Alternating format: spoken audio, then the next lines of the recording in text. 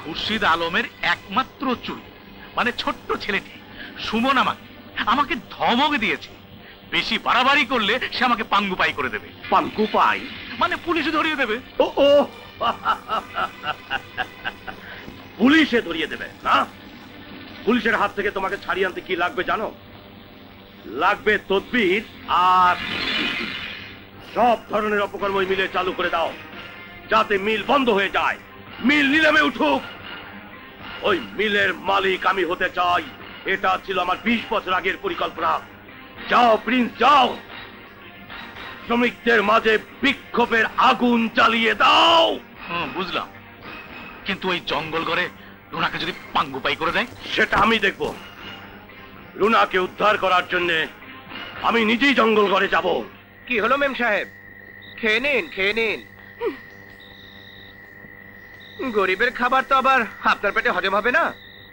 তা এখন গাছের ফলমূলের সাথে রাগ করে কি লাভ? তোদের জন্য তো আজ আমার এই অবস্থা। সেদিন যদি তোদের নিয়ে টাঙ্গায় ঘুরতে যেতাম তাহলে কি আমার এই অবস্থা হতো? ঠিক বলেছেন মেম সাহেব। যত দোষ নন্দ ঘোষ।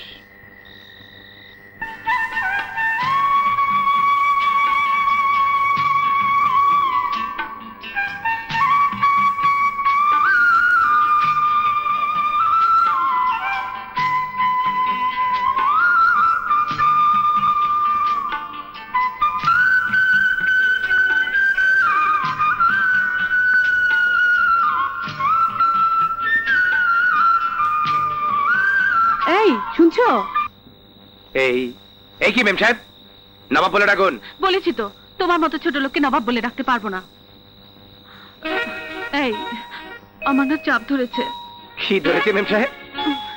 চাপ ধরেছে। শিকলটা একটু ছেড়ে দাও না। ঠিক আছে মেম সাহেব।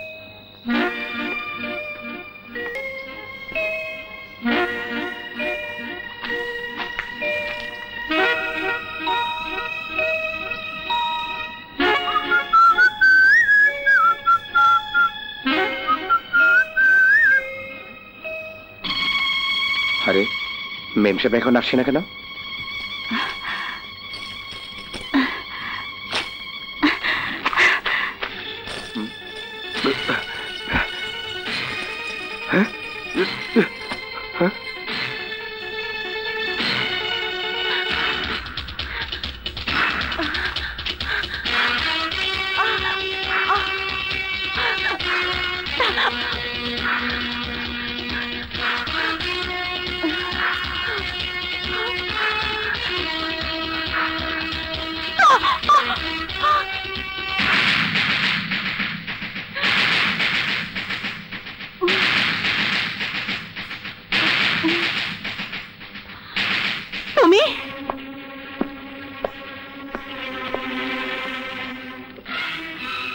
নিম্ন চাপের অজুহাতে আমাকে চাপের মুখে ফেলে দিয়ে কি করে ভাবলেন এত সহজে আপনি পালিয়ে যাবেন? কি ননসেন্স! আপনার সব কৌশলী আমার কাছে পরাজিত মেম সাহেব। ছাড়ো, ছাড়ো বলছি।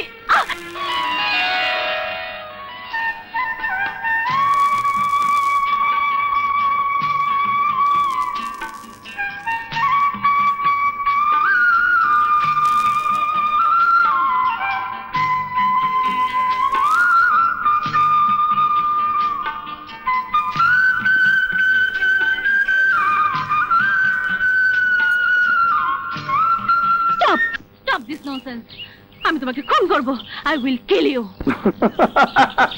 নবাব! ড্যাডি! নবাব!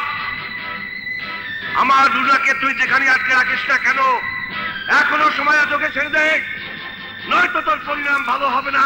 দৌলত খান, এই জঙ্গল করে তোর কোনো দাপটা শিখবে না।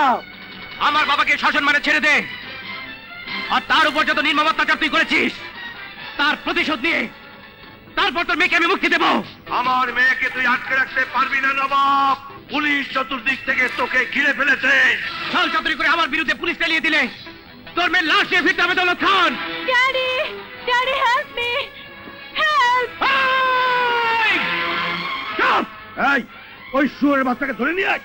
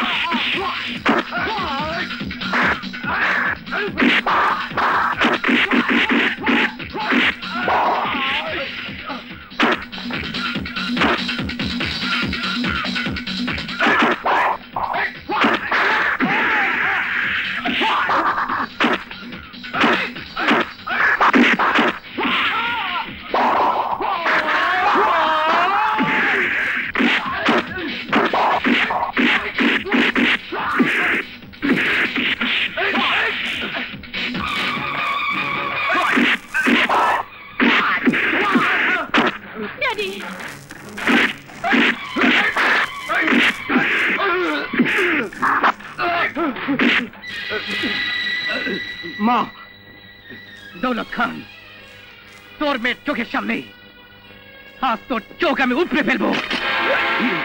না বা, প্লিজ। কি হলো মেম সাহেব, জন্মদাতা পিতার প্রতি এতই মমতাবোধ বেড়ে গেল? অনুভব করে দেখুন মেম সাহেব, অনুভব করে দেখুন। যখন জানতে পারলাম আপনার এই নিষ্ঠুর পিতা আমার ওই জন্মদাতা পিতার চোখে আলো কেড়ে নিয়েছে, তখন আমার কেমন লেগেছিল তা অনুভব করে দেখুন।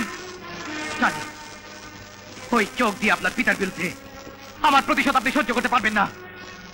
তাই রাতের অন্ধকার যখন নেমে আসবে, যখন আপনি ঘুমিয়ে পড়বেন, ঠিক তখনই আপনার পিতার দুটি চোখ আমি উপড়ে ফেলব।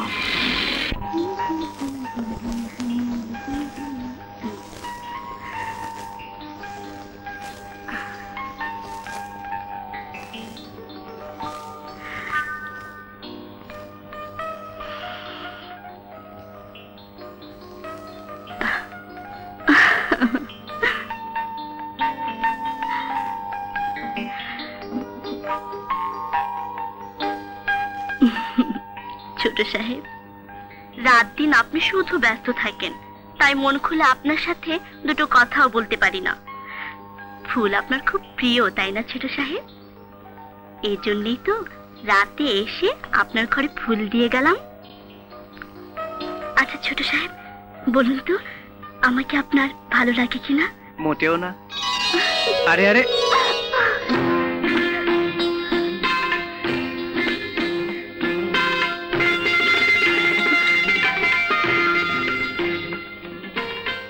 ছোট সাহেব, আপনি আপনি আমার সব কথা শুনে ফেলেছেন? শুনেছি এবং প্রশ্নের উত্তরও দিচ্ছি। যেদিন তোমাকে প্রথম দেখেছিলাম সেদিনই তোমাকে আমার ভালো লেগেছিল।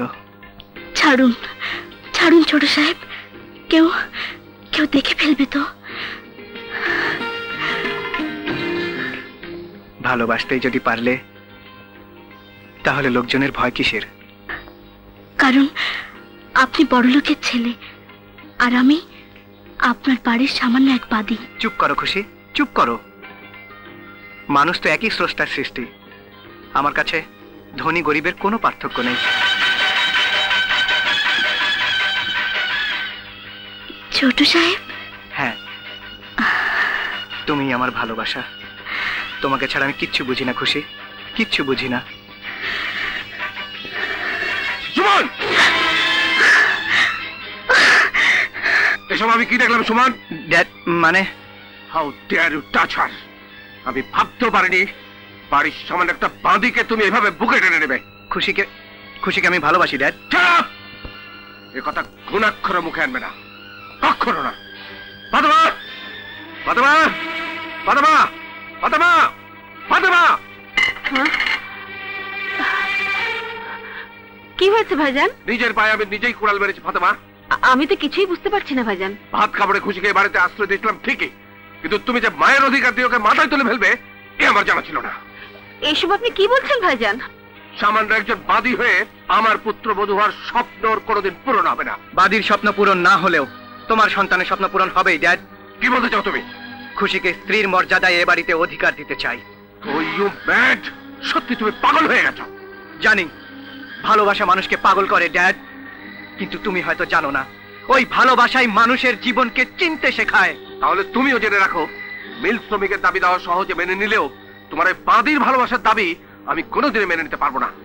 ফাতেমা, কাল সূর্য ওঠার আগেই খুশিকে এই বাড়ি থেকে বের করে দেবে।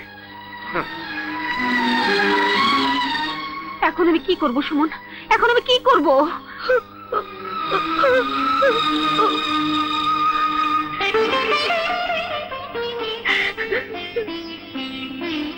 তুই কি করেছিস হতভাগী?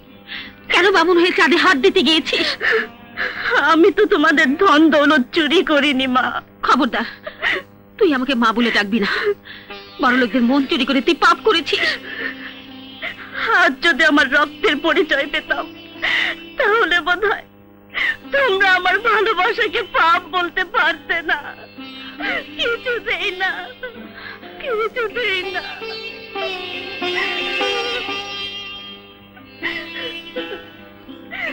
মা,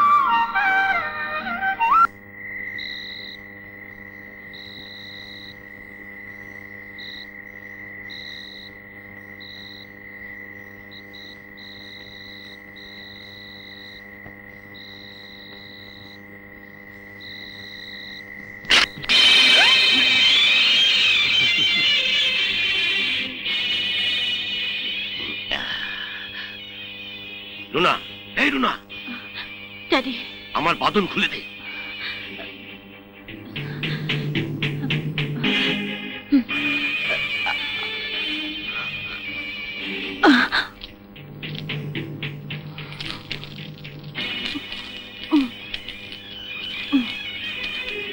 তাড়াতাড়ি কর।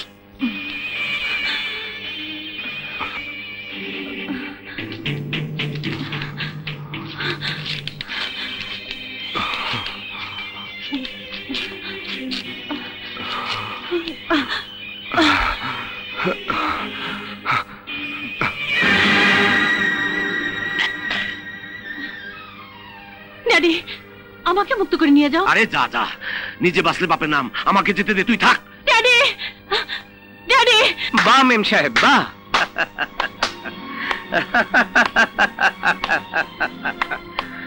কি হলো মেম সাহেব? উপকারীকে বাগে খায়, তাই না? চুপ করে আছেন কেন মেম সাহেব? জবাব দিন। স্বার্থপরের মতো নিজের মেয়েকে যে বিপদের মুখে রেখে যায়, সে কেমন বাপ মেম সাহেব? আজ বুক ফুলে একবার বলুন তো মেম সাহেব, আমি দৌলত খানের মেয়ে। চুপ করো, চুপ করো, চুপ করো। নিশ্চয়ই এবার আপনার নিষ্ঠুর বাবাকে চিনতে শুরু করেছেন। আরো চিনবেন মেম সাহেব, আরো। আর এক মুহূর্ত আপনাকে নিয়ে এখানে থাকাটা নিরাপদ নয়।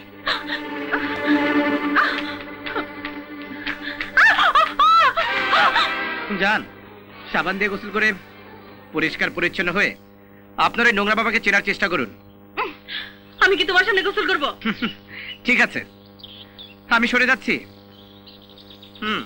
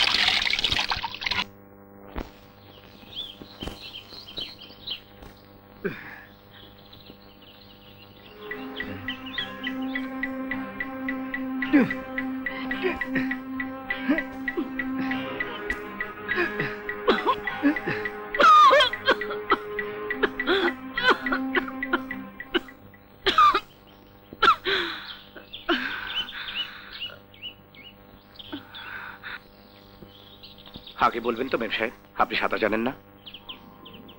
সাঁতার জানলে তো আমাকে বাঁচাতে পানিতে ঝাঁপ দিতে না নবাব। সাঁতার না জানাতে নিজেকে ভাগ্যবতী মনে হচ্ছে। হুম।